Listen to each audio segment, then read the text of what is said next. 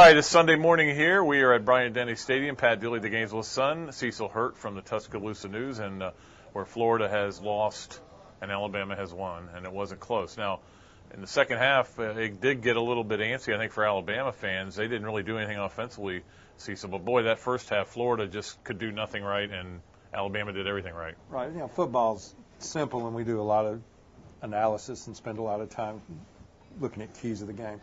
The teams that turn the ball over, come in here and turn the ball over 4 times, aren't going to come in here and win. That's just, at this level of SEC football, that's the first thing. With that said, Alabama was very much on its game in the first half, made the plays it needed to make, playing at a high level, and how that affected them in the second half. They need to be more mature. They need to play better in the second half if they're going to get to where they want to go. But they settled this game in the first half. Yeah, Florida had 5 possessions inside the red zone and came away with 6 points, and you just can't do that. Of course, the huge interception on the 4th down play on the first drive, on the jump pass. Hey, Nick Saban's a pretty smart guy. I'm sure watching Trey Burton last week, he went, I guarantee you they bring that jump pass out. And sure enough, he got that. And then, of course, Brantley picked 6, fumble down on the goal line. I mean, it still had a chance of coming back and winning the game, but had a bad handoff, and just nothing really went right in the red zone for Florida today. No, and you've got to cash in those opportunities in a game like this. Alabama did cash in enough of them. Had to settle for a field goal on the first drive, but then were able to get 3 touchdowns in by halftime, and then another pick in the second half. There really, whatever hope there was, once it goes to 31-6, there's just not enough time, no matter what had happened. And the Alabama defense was playing better, even though they had a tough time getting off the field in the second half. I thought Marcel Darius had his best game of the year. I thought Courtney Upshaw had the best game probably of his career. I thought Dante Hightower moving to the inside looked better, got pressure on the passer. Right. So, that was a quality performance out of Alabama's defense, even though they stayed on the field a long time in the second half, didn't get Florida stopped, but they did keep them out of the end zone. It'll be interesting next week. Alabama, of course, goes to Columbia to play South Carolina. Florida has LSU at home, which is the 7:30 game. And the one thing though, and Cecil, I know you watched the Gators here in this game, and sometimes we're still sitting here baffled by some of the play calling. I mean, they're still running plays for Tebow, and I don't think he's going to play in this game. The option, come on, Brantley's not going to run the ball. There's no real point to it. So.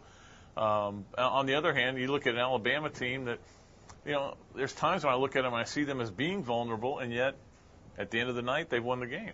Well, they still have things they need to improve on. Greg McElroy needs to hit on more big plays. He was good tonight. He wasn't great, but did enough in context. Mark Ingram did not have his best game, under 50 yards. He's certainly capable of more than that, and it is a luxury to have a Trent Richardson who can pick up that slack, and that's what makes you a top 5 team. I'm intrigued by both games. Alabama going on the road to South Carolina. That's not an easy place to play, and they've had an off week, and you never know how that's going to go. You don't know if you probably better than anybody.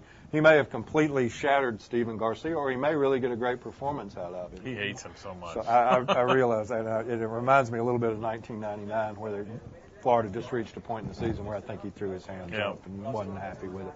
So we'll see. And then, what do you do to prepare for LSU? And how, what kind of mindset are they in when they come in? That was as crazy an ending. Just when you think you've even seen it all. in the Les Miles division, which is a pretty lofty standard.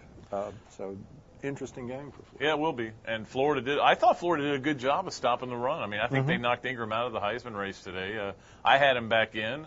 After his last 2 games, but tonight didn't really do much. Richardson had the one big run and ran hard, but what killed Florida was the big plays like obviously the Wildcat Mays hitting the tight end on the 1 touchdown play and Florida turnovers. I mean, that's the bottom line. If Florida doesn't turn it over at all, we may be still playing, maybe overtime. But it might be a defensive struggle because Alabama had some big plays, like you pointed out. Trent Richardson, one nice 30-yard run that set up a score, but certainly didn't sustain anything in the second half. And had that game been a little closer, it might have been interesting. Alabama might have played differently. They certainly rose to the occasion at Arkansas.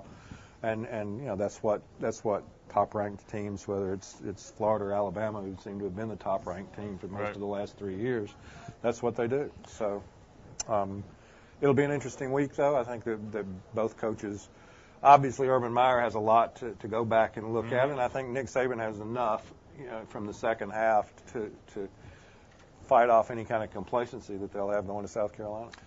Urban Meyer, the shortest press conference in Florida history tonight. 1 minute 40 seconds is what some of them timed it at.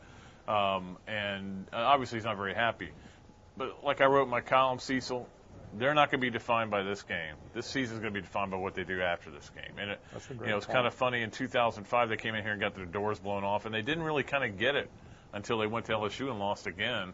And then they kind of turned that season around, and since then have been very successful.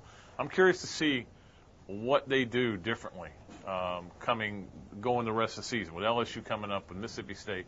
I mean, I still think they're better than every team they play the rest of the way out. I think so until, you know, I think Florida will get to Atlanta. I think Alabama has a very good chance to get to Atlanta, and it'll be fascinating to see what's different about that one. If it comes about, I'm not dismissing Auburn or LSU or anybody else, but if it does, it'll be interesting to see what's different about that one than we saw tonight. I think Alabama's got a tougher path than Florida does, just because when you look at Alabama, still got LSU and Auburn, both undefeated. You know, Florida doesn't have one of those out there to deal with. So, absolutely, Alabama's got two very tough road games. Tennessee, I don't know how you gauge how they played today. Alabama will certainly be a big favorite when they go out to Knoxville. But, you know, South Carolina on the road, LSU on the road, those are you know, legitimate, tough games. And then Auburn here might be undefeated. I mean, there's a chance. Could be, and we'll see.